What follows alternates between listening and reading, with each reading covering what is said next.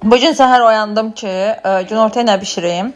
Baxdım kartda ki, kartda cəmi 33 manat pulum var. Düşündüm ki, 33 manat puldan okeybi yoxdur. Həftənin sonuna qədər uşaqların taksiyə göndərməyə, taksinə məktəbə göndərməyə pul qalır. Gündə 2 manatdan verirəm də onu göndərməyə. Qalan pula da günortaya hardasa bir 10 manata dönər zakazlayım. Həm uşaqlar yeyər, mən də yumurta falan yeyərəm. Sonra dedim ki, Aynur, sən varlı deyilsən, hələ özü varlı kimi aparma.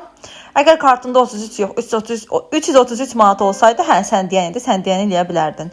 Ona görə də zəng elə qəssaba, əgər onun əti varsa, 20 manatlıq ət sifariş elə ona, taksiyə də zəng elə, getsin, gətirsin onu.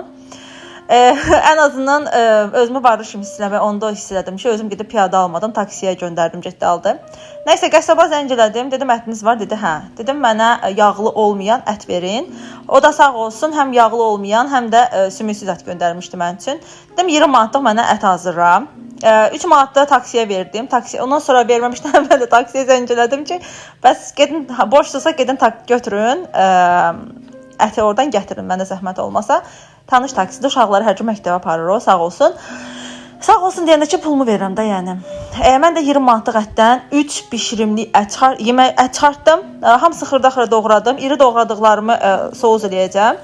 Bu salafan əgər almamsınızsa, mütləq bu salafandan alın. Mən Qarabağ marketdən almışam 4 manata. Rulonla satılan pingvin salafan deyin, verəcəklər sizə. Böyük marketlərdə olur, balaca marketlərdə olur. Həm bu böyük ətləri saxladım ki, soğuz bişirərəm. Burada isə balaca ətlərdən doğradım, atdım onu morozilkaya ki, sonra onu qovuraram kartoşka ilə falan. Bir bişirimli də atdım qaynamağa ki, onu qreçka ilə bişirərəm. Əgər sizin kartınızda 33 manat olsaydı, siz onu necə dəyərləndirərdiniz, mənə yazın.